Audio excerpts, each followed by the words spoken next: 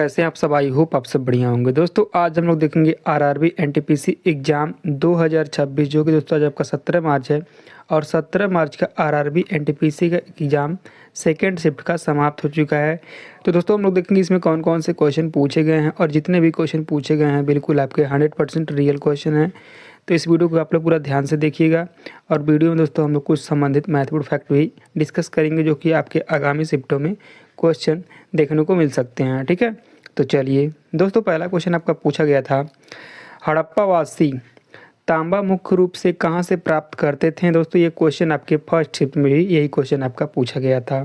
तो इस क्वेश्चन का राइट आंसर आपका ऑप्शन नंबर ए हो जाएगा, खेतड़ी राजस्थान। ठीक है, ये राजस्थान में। ठीक है, तो इस क्वेश्चन का राइट आंसर आपका ऑप्शन नंबर ए हो जाएगा। ठीक है, चलिए दोस्तों अगला क्वेश्चन आपका पूछा गया था, निम्नलिखित में से कौन सा युग्म पुस्तक और लेखक गलत हैं। यहाँ देखिए ध्यान से, गलत हैं तो आपको गलत बताना है।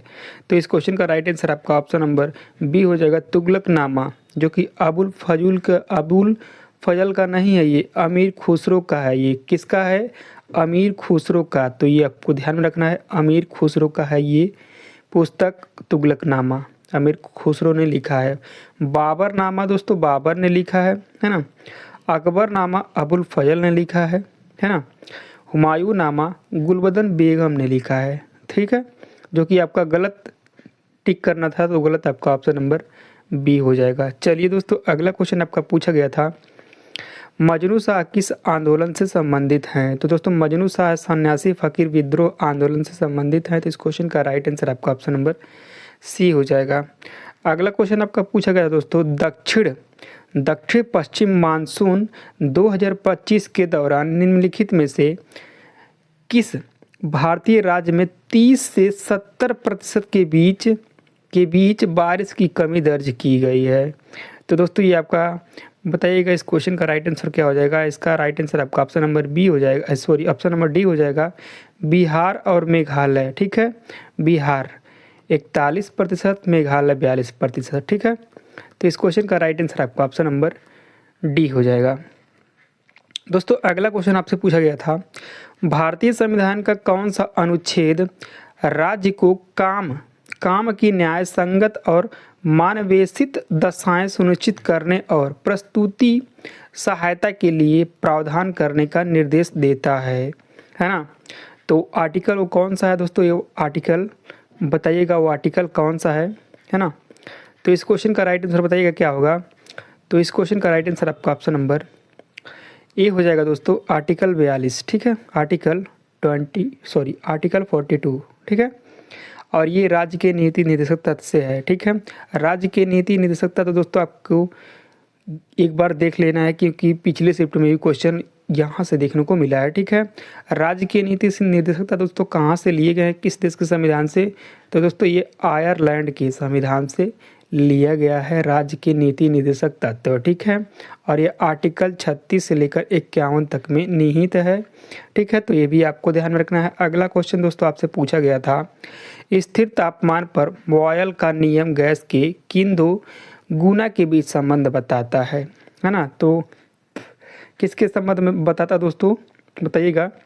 तो इस क्वेश्चन का राइट आंसर आपका ऑप्शन नंबर बी हो जाएगा, दाब और आयतन। क्या? दाब और आयतन। ठीक है, इस क्वेश्चन का राइट आंसर आपका ऑप्शन नंबर बी हो जाएगा। ठीक है, चलिए दोस्तों अगला क्वेश्चन हम देख लेते हैं। अगला क्वेश्चन आपका पूछा गया था, कोशिका की गतिविधियों को कौन नियंत्रित और प्रबंधित करता है।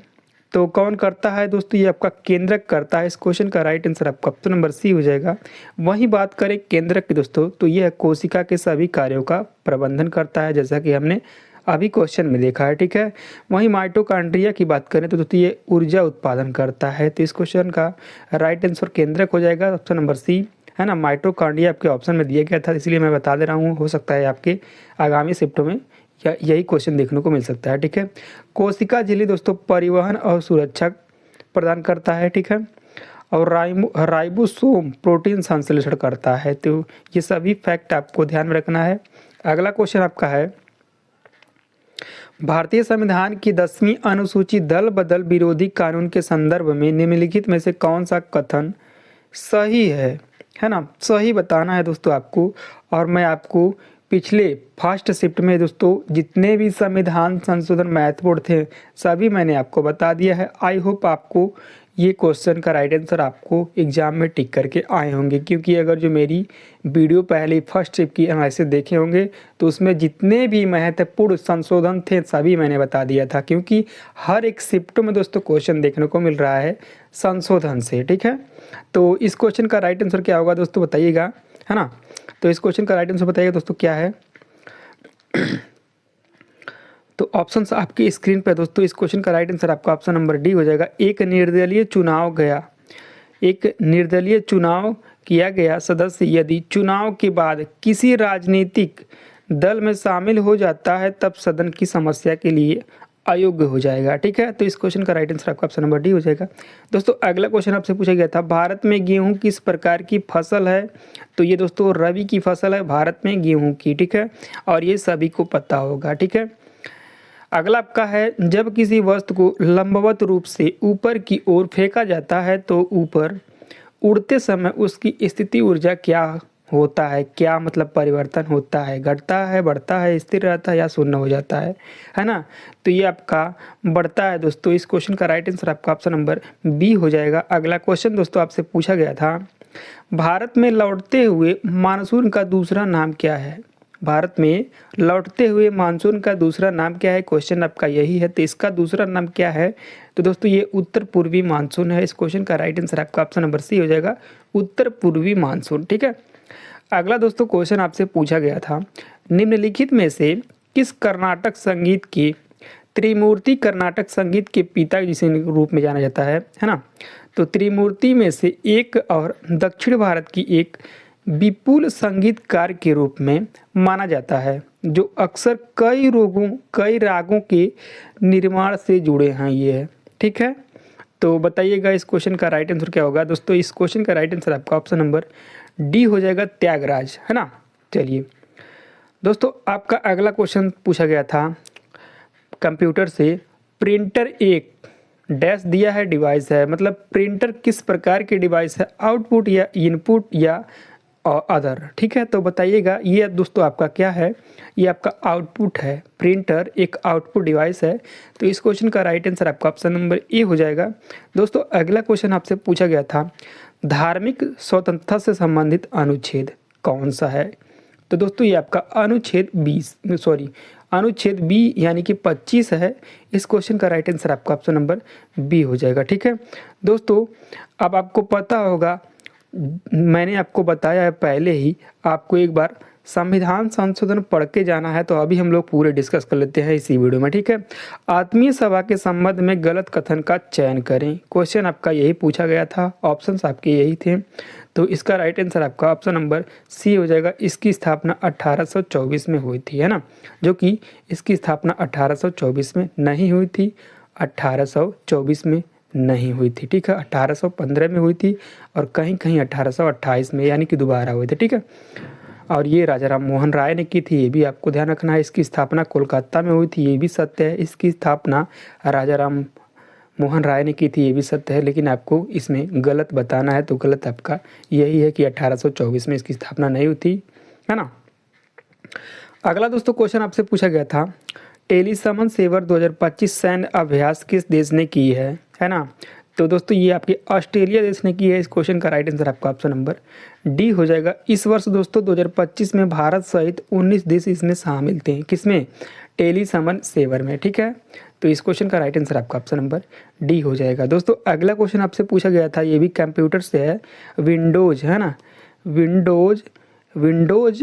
विंडोज में आंशिक नाम के आधार पर फाइलों को खोजने के लिए किस वाइल्ड कार्ड कैरेक्टर का उपयोग किया जाता है ना। तो ये आपका ये एस्ट्रिक्स, है ना, एस्ट्रिक्स का उपयोग किया जाता है। इस क्वेश्चन का राइट आंसर आपका ऑप्शन नंबर ए हो जाएगा। और ये आपका इसका सिंबल है, ठीक है, एस्ट्रिक का।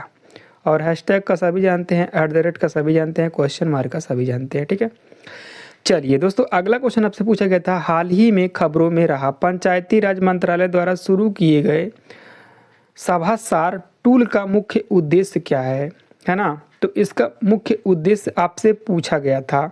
तो इसका मुख्य उद्देश्य क्या है, इसका मुख्य उद्देश्य दोस्तों है एआई का उपयोग करके ग्राम सभा की रिकॉर्डिंग से बैठक की कार्यवाही स्वचालित रूप से तैयार करना। तो इस क्वेश्चन का राइट आंसर आपका ऑप्शन नंबर बी हो जाएगा। दोस्तों अगला क्वेश्चन आपसे पूछा गया था, प्रारंभिक लौह युग में भारत की मुख्य फसलें क्या थीं, है ना। तो दोस्तों ये आपके गेहूँ, जौ, चावल और दालें। आपके ऑप्शन पे डिपेंड करता है इनमें से क्या दिया है ना। ये क्योंकि क्लियर नहीं है कि ऑप्शन में ये सभी नहीं दिया हुआ है ना, ये आप लोग बताइएगा। लेकिन ये राइट आंसर इसी में से होगा। तो आपके ऑप्शन में क्या था, चावल था या दाल था या जौ था या गेहूँ था, ठीक है, जो कि ये सभी होते हैं, तो इसीलिए मैंने ऑप्शन में निहित कर दिया है, ठीक है। तो इस क्वेश्चन का राइट आंसर आपका ऑप्शन नंबर सी हो जाएगा। दोस्तों अगला क्वेश्चन आपसे पूछा गया था, भारतीय संविधान के किस अनुच्छेद के अनुसार केंद्र शासित प्रदेशों के प्रशासक की नियुक्ति राष्ट्रपति द्वारा की जाती है। तो केंद्र शासित के मामलों में भी दोस्तों ये पूछा जा रहा है बहुत ही ज़्यादा, ठीक है। तो एक बार केंद्र शासित के देख लीजिएगा, है ना, जितने भी केंद्र शासित प्रदेश हैं उनके राज्यपाल, उनके जो भी हैं सब देख लीजिएगा। तो इस क्वेश्चन का राइट आंसर क्या होगा बताइएगा। तो इस क्वेश्चन का राइट आंसर आपका आर्टिकल 239 हो जाएगा, ठीक है, आर्टिकल 239। इसका राइट आंसर आपका ऑप्शन नंबर डी हो जाएगा। अनुच्छेद 239 कहता है कि संसद द्वारा उपबंदी के अलावा प्रत्येक केंद्र शासित प्रदेशों का प्रशासन राष्ट्रपति द्वारा किया जा सकता है। नियुक्ति प्रशासक के माध्यम से करेंगे कार्य, है ना, नियुक्ति प्रशासन के माध्यम से कार्य करेंगे, है ना, क्या करेंगे, प्रशासन के माध्यम से नियुक्ति कार्य करेंगे, ठीक है। दोस्तों अगला क्वेश्चन आपसे पूछा गया था, प्रथम विश्व युद्ध जो कि 1914 में हुआ था, कब, 1914 से 18 तक चला था, है ना। तो प्रथम विश्व युद्ध के दौरान गदर पार्टी की स्थापना का मुख्य उद्देश्य क्या था। तो ये आपका क्या था बताइएगा दोस्तों। इस क्वेश्चन का राइट आंसर क्या होगा, है ना। तो दोस्तों ये आपका क्या था, तो ब्रिटिश शासन को सशस्त्र क्रांति के माध्यम से उखाड़ फेंकना, यही था दोस्तों। इस क्वेश्चन का राइट आंसर आपका ऑप्शन नंबर ए हो जाएगा, यही था इसका मुख्य कारण, है ना। डिटेल्स में देख लेते हैं हम दोस्तों। गदर पार्टी की स्थापना सैन फ्रांसिस्को में की गई थी। कहाँ पे की गई थी, सैन फ्रांसिस्को में, ठीक है। प्रथम विश्व युद्ध 1914 शुरू होने पर इन्हें लगा कि ब्रिटिश सेना अन्य मोर्चा में पर्याप्त है, तो इसीलिए भारत को मुक्त करने के लिए हथियार उठाकर विद्रोह करने का यही सही समय था, ठीक है, क्योंकि जब प्रथम विश्व युद्ध चल रहा था तो यही आपका भारतीयों के लिए अच्छा मौका था, ठीक है। तो ये इसीलिए दोस्तों हुआ था गदर पार्टी, ठीक है। अगला दोस्तों आपसे क्वेश्चन पूछा गया था, प्रथम आईसीसी महिला क्रिकेट विश्व कप के फाइनल में मैन ऑफ द मैच किसे दिया गया है। तो ये दीप्ति शर्मा जी को दिया गया है। इस क्वेश्चन का राइट आंसर आपका ऑप्शन नंबर बी हो जाएगा, दीप्ति शर्मा, है ना। दोस्तों ये आपका प्रथम आईसीसी ट्रॉफी है ना, महिला में, ठीक है। तो ये दोस्तों किसके किसके बीच खेला गया था। तो दोस्तों इंडिया और दक्षिण अफ्रीका के बीच खेला गया था, है ना, इंडिया और दक्षिण अफ्रीका के बीच खेला गया था और इसमें इंडिया ने जीत लिया था, है ना, रनर अप, है ना। तो ये आपके उपविजेता दोस्तों कौन सी टीम रही थी, ये आपके साउथ अफ्रीका यानी कि दक्षिण अफ्रीका रही थी, जो कि महिला टीम का है ना। और इसमें दोस्तों अब भारत ने जीता था, तो ये कंफर्म नहीं है 51 रन से या 52 रन से जीता था, है ना। ये आप वो लोग एक बार देख लीजिएगा, ठीक है, 51 या 52 रन से ही जीता था, ठीक है। चलिए इसमें दोस्तों कप्तान कौन थी बताइएगा कमेंट करके। स्मृति मंदाना थी कि हरमनप्रीत कौर थी, ये आपको कमेंट करके बताना है। चलिए अगला दोस्तों क्वेश्चन आपसे पूछा गया था, वर्ष 2025 का नोबेल शांति पुरस्कार किसे प्रदान किया गया है। तो ये किसे प्रदान किया गया है, मारियाना कोरिना को प्रदान किया गया है। इस क्वेश्चन का राइट आंसर आपका ऑप्शन नंबर सी साहब, है ना, ऑप्शन नंबर सी। दोस्तों महिला क्रिकेट टीम की कैप्टन हरमनप्रीत कौर हैं, ठीक है। चलिए दोस्तों अगला क्वेश्चन आपसे पूछा गया था, हाल की बजट में सरकार ने एलपीजी के शहरी वितरण और परिवहन लागत कम करने के लिए कितने करोड़ रुपए का प्रावधान किया गया है।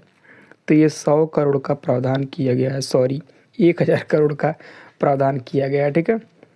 तो इस क्वेश्चन का राइट आंसर आपका ऑप्शन नंबर डी हो जाएगा। दोस्तों अगला क्वेश्चन आपसे पूछा गया था, तटीय क्षेत्र विशेष रूप से भारत में उष्णकटिबंधीय चक्रवातों के प्रति अधिक संवेदनशील क्यों है? आपको यही बताना है कि क्यों है ना। तो समुद्री की सतह का तापमान, कम भूमि का तापमान, उच्च दाब और स्थिर हवा,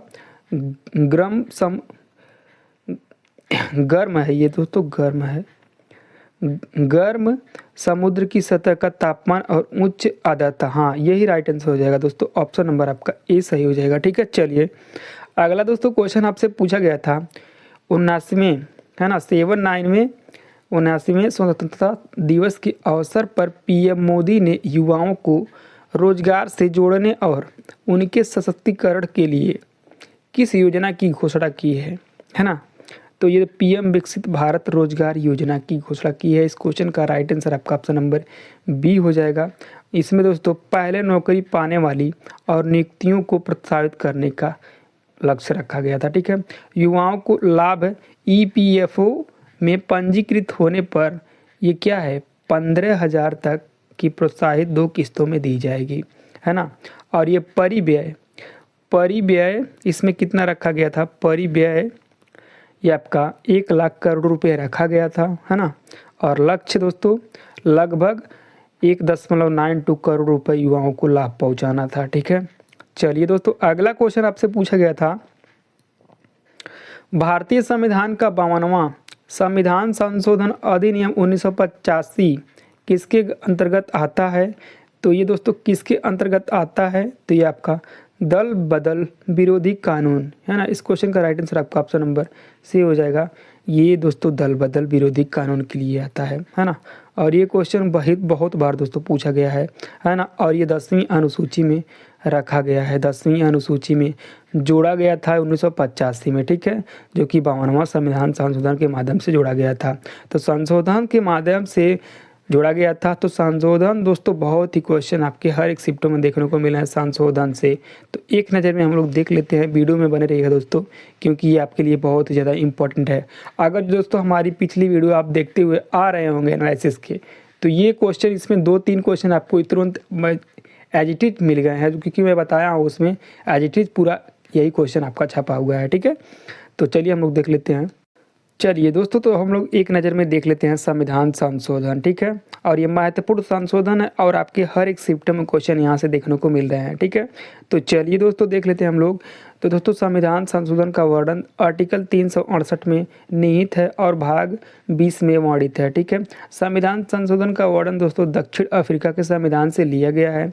मूल संविधान में दोस्तों 8 अनुसूची थी, बाद में 4 और संविधान संशोधन के माध्यम से जोड़ी गई है। ठीक है, मैं अनुसूची क्यों बता रहा हूँ दोस्तों, क्योंकि पहला संविधान संशोधन अनुसूची में ही हुआ था, यानी कि 8 अनुसूची मूल में है, तो 9वीं अनुसूची पहले ही संविधान में जोड़ी गई थी। और ये पहला संविधान संशोधन कब हुआ था? 1951 में पहला संविधान संशोधन हुआ था और 9वीं अनुसूची जोड़ी गई थी। और इसका विषय दोस्तों भूमि सुधार से संबंधित था। ठीक है, भूमि सुधार से संबंधित था। एक नज़र में दोस्तों हम लोग थोड़ा तेज़ी से देख लेते हैं, क्योंकि वीडियो काफ़ी लंबा हो रहा है। ठीक है, तो 1985 से 1985 में दोस्तों 52वां संविधान संशोधन हुआ था, जो कि 10वीं अनुसूची जोड़ी गई थी और इसका विषय दल बदल पर अंकुश लगाना था। और ये क्वेश्चन आपके एग्जाम में आप देखने को मिला है। ठीक है, और 1992 से 93 में 73वां संविधान संशोधन हुआ था और इसमें दोस्तों 11वीं अनुसूची जोड़ी गई थी और इसका पंचायती राज व्यवस्था विषय था। 1992 से 93 में उसी साल दोस्तों एक और संविधान संशोधन हुआ था, जो कि 74वां संविधान संशोधन, जो कि 12वीं अनुसूची जोड़ी गई थी और इसका विषय नगर पालिका था। अगला आपका है 7वां संविधान संशोधन, जो कि 1956 में हुआ था और ये दोस्तों भाषाई आधार पर राज्यों का पुनर्गठन हुआ था। ठीक है, तो दोस्तों हम लोग देख लेते हैं। राज्यों के 4 वर्गों में समाप्ति हुई थी, भाग क, भाग ख, भाग ग, भाग घ की गई थी और उनकी स्थान पर दोस्तों 14 राज्य एवं 6 केंद्र शासित प्रदेशों को स्वीकृति दी गई थी। ठीक है, 10वां संविधान संशोधन, जो कि 1961 में हुआ था और ये दादर नगर हवेली को भारत में शामिल करके केंद्र शासित प्रदेश का दर्जा दे दिया गया। और यहीं 12वां संविधान संशोधन दोस्तों 1962 में हुआ था और ये गोवा, दमन एवं दीव को भारत के केंद्र शासित प्रदेशों के रूप में शामिल कर लिया गया था। 13वां संविधान संशोधन, जो कि 1962 में हुआ था, है ना, नागालैंड को विशेष प्रावधान अपनाकर एक राज्य का दर्जा प्रदान कर दिया गया था। इसमें दोस्तों देखेंगे तो दोस्तों 10वां 11वां को छोड़कर 12वां 13वां 14वां है ना। और यहाँ से डेट भी दोस्तों आपको याद हो जाएगा, यानी कि 10वां आपका 1961 में हुआ था, है ना। पहला संविधान संशोधन कब हुआ था? 1951 में। 10 जोड़ेंगे कितना हो जाएगा? 10 जोड़ेंगे तो 1961 हो जाएगा, 1961। और 10 से जोड़ेंगे तो 61 हो जा रहा है, तो 10 से 10वां अनुसूची और 10 जोड़ेंगे तो 61, यानी कि 1961 में हुआ था। ऐसे याद करेंगे तो याद हो जाएगा, ठीक है। और उसके बाद 11वां तो नहीं हुआ, इसके बाद 12वां हुआ 1 साल के बाद, ठीक है। तो 1 साल के बाद 62 में हुआ, 61 में हुआ था, तो इसके बाद 62 में 12वां अनुसूची। फिर उसके बाद उसी साल में हुआ था 13वां अनुसूची, है ना। तो उसी साल में हुआ था दोस्तों 13वां संविधान संशोधन, जो कि 1962 में हुआ था, ठीक है। तो ये ऐसे दोस्तों आपको ध्यान रखना है, ठीक है। अनुसूची, सॉरी, ठीक है। तो ये आपका 14वां संविधान संशोधन 1963 में हुआ था, जो कि पुदुचेरी को केंद्र शासित प्रदेश के रूप में शामिल कर लिया गया था। अगला दोस्तों आपका है 18वां संविधान संशोधन, जो कि पंजाब का भाषाई आधार पर पुनर्गठन हुआ था। भाषाई पंजाबी भाषी क्षेत्र पंजाब है ना। हिंदी भाषा क्षेत्र से हरियाणा गठन किया गया था, और पर्वतीय क्षेत्र से हिमाचल प्रदेश गठन किया गया था, और केंद्र शासित प्रदेश चंडीगढ़ आपका बनाया गया था। अगला दोस्तों है आपका 21वां संविधान संशोधन, सिंधी भाषा को 8वीं अनुसूची में 15वीं भाषा के रूप में शामिल कर लिया गया था। मोस्ट इंपॉर्टेंट फैक्ट है, इसे दोस्तों आपको ध्यान में रखना है। मूल संविधान में 14 भाषा थी, अब 22 भाषा हो गई है। पूरे 8 भाषा को संविधान संशोधन के माध्यम से जोड़ा गया है। 8 भाषा कौन कौन सी है वो? 21वां संविधान संशोधन, जो कि आपका सिंधी भाषा जोड़ा गया था, और 71वां संविधान संशोधन, जो कि नेपाली, मणिपुरी, कोंकणी यानी कि नमक भाषा जोड़ा गया था। इसे शॉर्टकट में नमक कहते हैं। इसे दोस्तों आपको याद हो जाएगा, न से नेपाली, म से मणिपुरी, क से कंकोड़ी, ठीक है। और 92वां संविधान संशोधन दोस्तों, ये आपका बोंडो, डोगरी, मैथिली और संथाली यानी कि बोडोमॉस थे दोस्तों। इसे याद कर लेंगे, और ये क्वेश्चन आपका आया हुआ है, ये भी आपके शिफ्ट में, ठीक है। अगला आपका है 22वां संविधान संशोधन, जो कि 1969 में हुआ था, है ना। इसके द्वारा असम के अलावा असम से अलग करके एक नया राज्य मेघालय बनाया गया था, है ना। तो ये भी दोस्तों आपको ध्यान रखना है। अगला आपका है 36वां संविधान संशोधन, 1975 में होता है। इसके अंतर्गत सिक्किम को भारत का 22वां राज्य बनाया गया था। मोस्ट इंपॉर्टेंट फैक्ट है ना। 56वां संविधान संशोधन 1987 में हुआ था। इसके अंतर्गत गोवा को एक राज्य का दर्जा दे दिया गया था। दमन और दीप को केंद्र शासित प्रदेश ही रहने दिया गया था, ठीक है। 42वां संविधान संशोधन दोस्तों कब हुआ था? 1976 में, है ना। इसके द्वारा संविधान में व्यापक परिवर्तन लाए गए, इसीलिए इसे लघु संविधान या मिनी संविधान के रूप में भी जाना जाता है। संविधान के प्रस्तावना में 3 शब्द जोड़े गए थे, ये भी प्रश्न आपका आया है ना। समाजवाद, धर्मनिरपेक्ष, एकता और अखंडता, ठीक है। तो ये सभी तो आपको याद रखना है। अगला दोस्तों आपका है ना 44वां संविधान संशोधन, जो कि 1978 में हुआ था। इसमें संपत्ति के अधिकारों को मौलिक अधिकार से हटाकर कानूनी या विधिक अधिकार बना दिया गया था, है ना। 44वें संविधान संशोधन से पूर्व यह अनुच्छेद 31 के अंतर्गत एक मौलिक अधिकार था, लेकिन अब इस संशोधन के बाद इस अधिनियम को अनुच्छेद 300A में रखा गया है। ये विधिक अधिकार के रूप में रखा गया है, कानूनी अधिकार, ठीक है। अगला आपका है 61वां संविधान संशोधन, जो कि 1989 में हुआ था। इसमें मतदान की आयु को 21 वर्ष से घटाकर 18 वर्ष कर दी गई थी। इसे दोस्तों आपको ध्यान रखना है, ठीक है। 86वां संविधान संशोधन 2002 में हुआ था, और ये अनुच्छेद 21A के तहत प्रारंभिक शिक्षा को मौलिक अधिकार बनाया गया, जो कि और 11वां मौलिक कर्तव्य भी जोड़ा गया था, ठीक है। और ये भी क्वेश्चन आपका आया हुआ है, ठीक है। इसी आपके आरबी के पेपर में ही, है ना, फर्स्ट शिफ्ट में शायद आया था ये क्वेश्चन, या सेकेंड शिफ्ट में, ठीक है। अगला आपका 7वां संविधान संशोधन, जो कि 2015 में किया गया था। इसके अंतर्गत भारत बांग्लादेश भूमि हस्तांतरण दोनों देशों में सहमति से भूमि की आदान प्रदान की गई थी। 101वां संविधान संशोधन 1 जुलाई 2017 को इसके अंतर्गत जीएसटी को लागू कर दिया गया था, और 122वां संविधान संशोधन विधेयक था। इसके बाद दोस्तों विधेयक भी, जैसे विधेयक कोई पारित करता है तो विधेयक जो मानते हैं नंबर वाइज, मानते 5वां विधेयक पारित कर रहा है 5वीं बार, ठीक है। वो नहीं पास हुआ तो फिर 6वां बार करेगा। तो जब पास हो जाता है तो दोस्तों वो डेट आपको लिखा जाता है इसमें कि कब ये विधेयक पास हुआ था। तो दोस्तों 122वां संविधान विधेयक संशोधन पास हुआ था ये, ठीक है। 102वां संविधान संशोधन 2018 में हुआ था, और ये राष्ट्रीय पिछड़ा वर्ग आयोग के संवैधानिक दर्जा दिया गया। 11 अगस्त को दोस्तों इसे लागू कर दिया गया था, और ये 123वां संविधान संशोधन विधेयक था, ठीक है। 103वां संविधान संशोधन दोस्तों कब हुआ था? ये इसके अंतर्गत सामान्य वर्ग की आर्थिक रूप से पिछड़े लोगों के लिए शैक्षणिक संस्थानों में नियुक्तियों में 10% आरक्षण देने पे 12 जनवरी 2019 को लागू कर दिया गया था। और ये 124वां संविधान संशोधन विधेयक था, है ना। और 104वां संविधान संशोधन दोस्तों, इसमें दोस्तों लोकसभा और राज्यसभा विधानसभा में SC ST समुदाय की आरक्षणों को 2030 तक बढ़ाने की घोषणा की गई है, यानी बढ़ गया है। लोकसभा व राज्यसभा विधानसभाओं में आंग्ल भारतीय समुदायों के लिए आरक्षण खत्म कर दिया गया था। ये भी अब दोस्तों आपको याद रखना है, क्योंकि यहाँ से बन सकता है। और ये 126वां विधेयक था, ठीक है। 105वां संविधान संशोधन राज्यों को OBC सूची बनाने का अधिकार दे दिया गया था। और ये आपका विधेयक कौन सा था? 127वां संविधान संशोधन विधेयक था। राष्ट्रपति रामनाथ कोविंद ने 18 अगस्त 2021 को 105वें संविधान संशोधन अधिनियम 2021 को अपना स्वीकृति दे दी गई थी, ठीक है। तो ये संविधान संशोधन से है दोस्तों, मैंने इसीलिए बताया क्योंकि हर एक शिफ्ट में क्वेश्चन देखने को मिल रहा है। आपको विश्वास नहीं है तो दोस्तों आप लोग मतलब देख सकते हैं किसी और की वीडियो, है ना। विश्वास नहीं है तब, क्योंकि दोस्तों हर एक शिफ्ट में क्वेश्चन संविधान संशोधन से देखने को मिल रहे हैं, इसीलिए दोस्तों मैंने आपको बताया है। और इसे दोस्तों आपको ध्यान में रख लेना है, जितने भी आपके मैंने आपको महत्वपूर्ण संविधान संशोधन बताया है, ठीक है। तो दोस्तों मिलते हैं नेक्स्ट वीडियो में, तब तक के लिए जय हिंद जय भारत।